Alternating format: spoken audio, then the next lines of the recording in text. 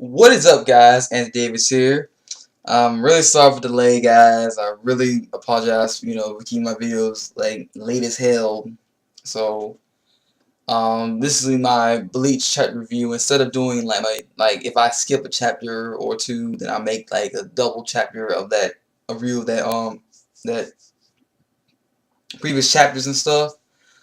All I'm gonna do is I'm gonna basically do a three-parter chapter, which means I'm gonna be doing chapters 526, 527, and latest of 528. For this 3 weeks of chapters of Bleach, two of them mainly had to do with Unohana and Kenpachi having their final struggle against each other. Surprisingly, Unohana actually released her Bankai, and it's surprisingly called Miyazuki, but we don't know what it exactly does as far as it just turns to a stream of like either blood or it just liquefies itself. And then we find out that after Kenpachi defeats her by stabbing her like the same wound that he gave her back when they first fought each other. Unohana actually dies, which is actually surprising because I was thinking like, well, why would Kubo kill off one of their, main captains, knowing that they have two positions that are unseated, which is the 8th division, which is now his captain, which is he got promoted, so he can't be that captain anymore. And then we have now Unohana's position. So now we need a squad eight squad member. I say 8 squad, eight squad captain, and a 4th division member. Captain. I'm getting my words mixed up. They need a captain for the 8th division and need a captain for the 4th division. There, so that makes it clear. So yeah, and we found that Kenpachi actually, after defeating Unohana and actually got that feeling, that spirit of fighting again and crushing his enemies, like, and without trying to hold back his power and going all out for everything.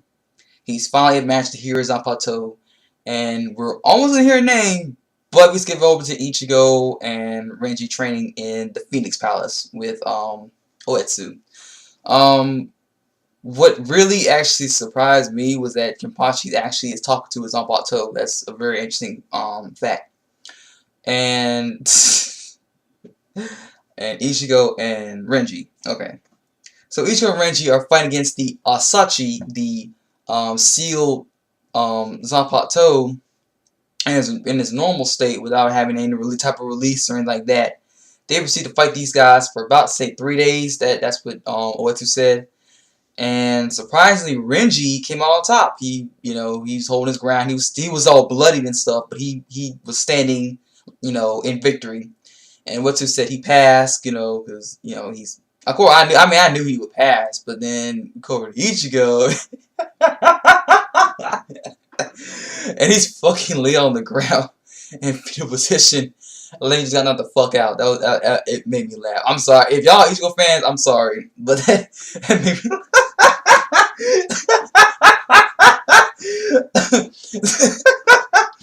Oh, I'm sorry. Let me stop laughing. Alright, anyway. So Voice says that Ichigo didn't pass because he doesn't know like what he needs to have the true heart with his plateau, and that Ichigo wanted to try again, but it said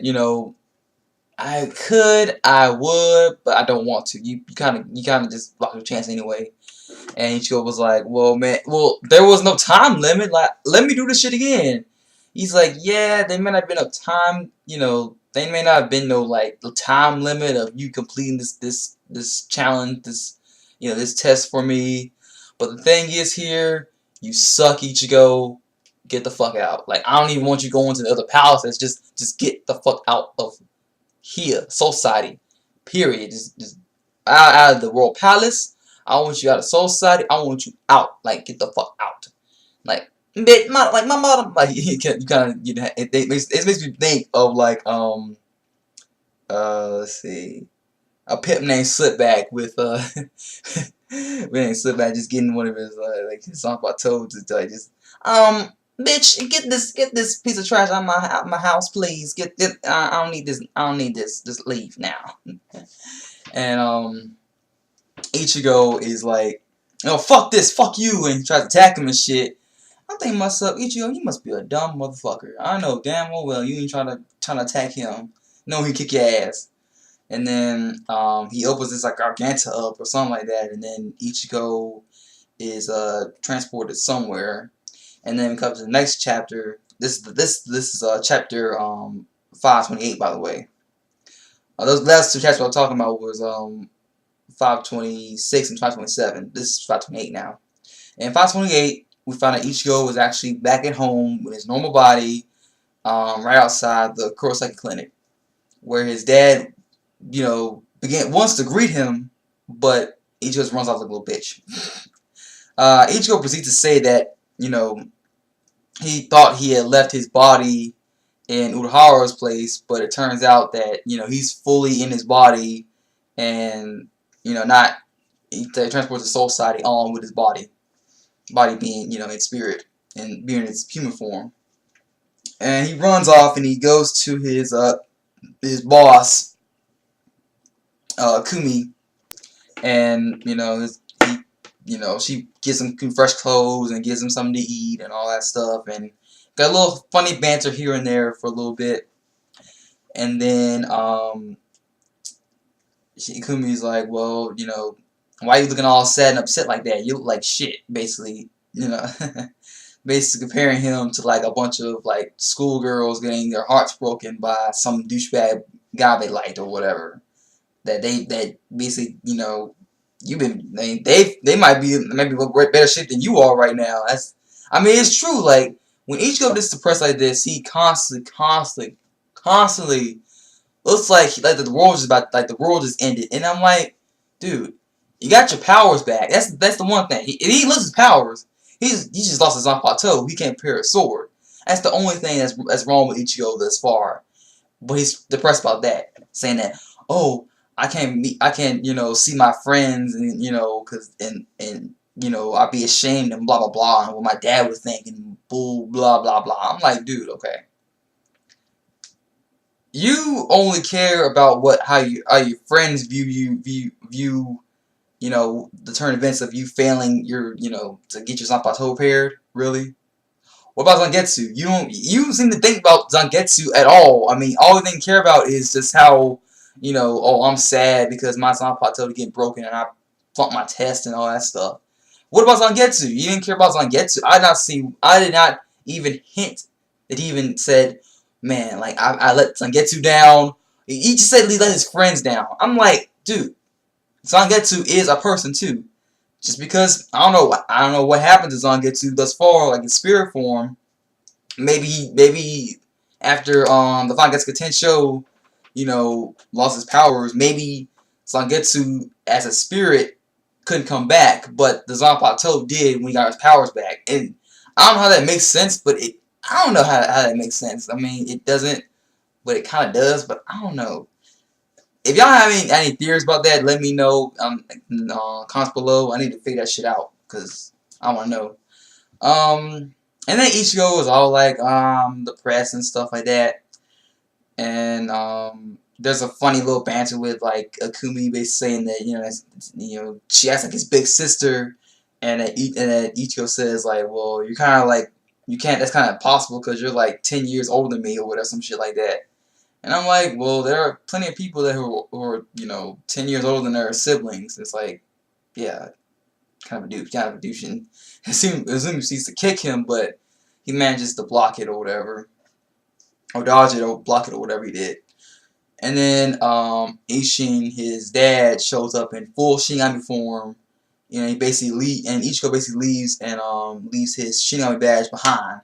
I don't know whether that's a sign that maybe he's not going to use the Shinigami badge anymore, and that since you know, he'd be able to use, you know, his full potential, because the badge was actually what was, you know, making him weaker in a sense. Because remember, Genjo explained that in the Fullbringer arc.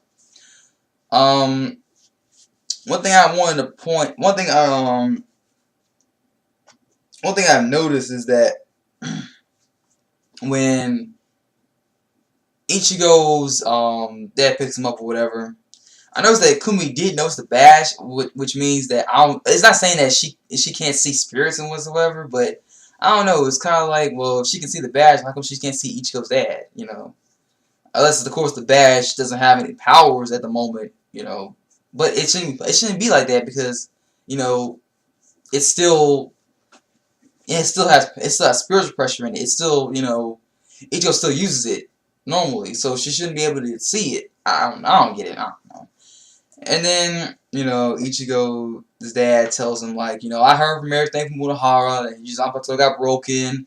No happened to the World Palace. I hope you got your ass whooped by, a bunch of weak ass swords. And I'm like, wow, like, it's crazy, right?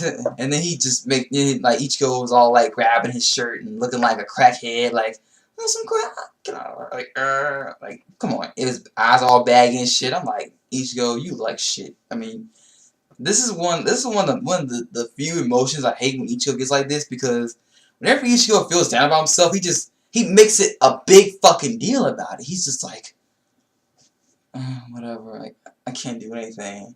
Like, he's cocky as fuck one moment, next minute he's all like, I want my powers back. I want my powers back, or fix my Zanpakuto, fix my toy, fix it please. No, stop, just stop. I mean, I know most people be like, well, I mean, if you were Ichigo's shoes, probably be the same way. See, that's the difference. If it was me, I'd be kind of disappointed, but at the same time, I would at least hear out whoever was training me to say, like, you didn't pass, you need to leave and, like, come back stronger and stuff like that. I've been like, okay, just tell me why. What's the problem? If I can fix it, I would. I mean, I can't help if I lost. I mean, but we find out later on in this chapter that the reason why Ichigo didn't pass is because, well, he's not really fully a Shinigami per se, because he's part human and such and such. So Ichigo grabs his dad and kind of asks, a little like he wants to gives a bunch of answers to him, like he wants answers. And then his dad's like, well, since I'm pretty sure, you asked me before that what was the perfect time to tell you what was going on, now's the time to tell you. And then he tells me a flashback that Ichigo, you're not really a human per se, you're also something else. We see Isshin, a very battle Isshin, and this confirms that he's a captain because we saw his Hayori in the flashback. He's injured. I'm guessing he was injured by some sort of maybe an Arankar, or it can't be a Hollow. Hollow's too weak. It may have been a perfect Arankar of some sort, because Arankars haven't been perfected yet in the flashback, because this is before the Espada but this is when the Espada are being assembled, I guess, at the moment. So they're not all this. So the Arankars aren't be perfect quite yet. And then we see Masaki shows up. A younger Masaki. She looks like a teenager. So I'm guessing that Isshin met her when he was just he looks like himself. Like he's fully aged. Like he's fully like an adult.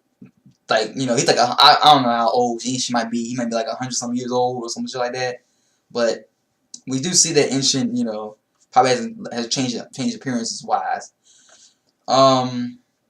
And he's like, well, I'm like, stay back, I'm fine or whatever. He's like, you injured, like, let me heal you.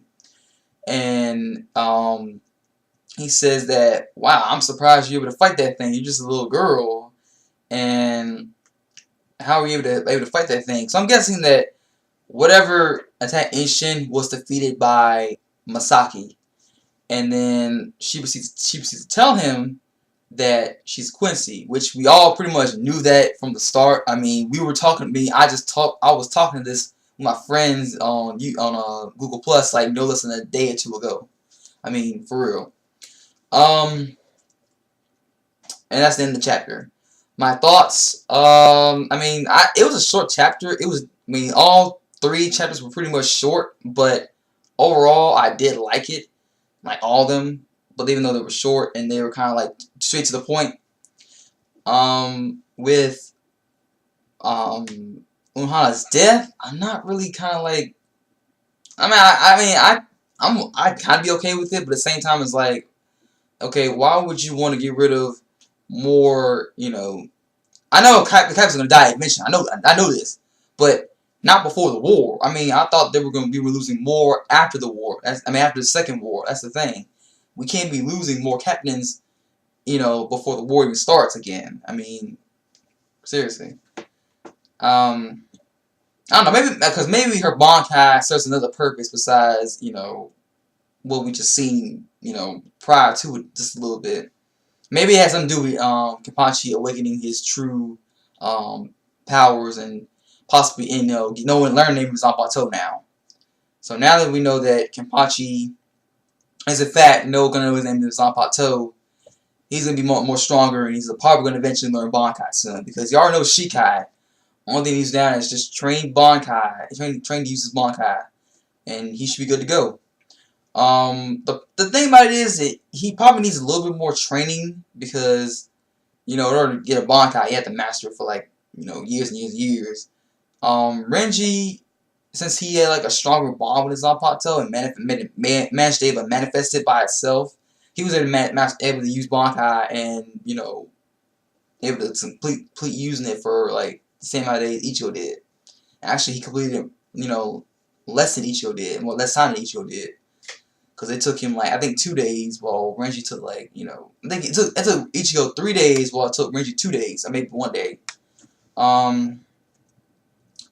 Afterwards, let's see, with the whole flashback with Masaki thing, I wanted a flashback for so freaking long. Like, how long I waited for this flashback to happen, but it's kind of like underwhelming because we already knew that it was going to happen. And this confirms that Isshin was a captain, and also I forgot to mention this, that Masaki said the last name was Kurosaki, which means that Isshin was not Kurosaki, which means that explains why the 13 Gogaswas didn't recognize the last name of Ichigo when he became a Shinigami. And it's like, how the hell they didn't notice this or try to pick up like, hey, your dad was a Slow River too, and stuff like that. So he must have had a different name prior to getting married. And this also brought me back to when Kokaku Shiba was saying how she would disappoint her uncle. And it made me think that, who was their uncle? Like, we never heard anything about an uncle, before ever. And then I thought, hey, Uncle Isshin. That's a connection. Furthermore, it all explains why Ichigo and Kaien look exactly alike. I mean, it made sense. Having, your look like your nephew and stuff, it makes sense. I mean, it makes perfect sense if you look like your nephew. Hey, Ichigo and Kokaku Ichigo and Kokaku and Ganju might be cousins. You never know. And yeah, so I'm pretty sure that he might be a Shiba. He can't be anything else but a Shiba. That's the one thing. We have an uncle that hasn't revealed his name or what he looks like yet. We have Masaki still having her last name, and Isshin having her last name, after they get married. So it has to be that. Overall, chapters were alright. They were okay. I'm looking forward to like the newest chapter that comes out next week. So I will hit you guys up later. Peace, sayonara, and have a great day, people. Bunkai! Sayonara.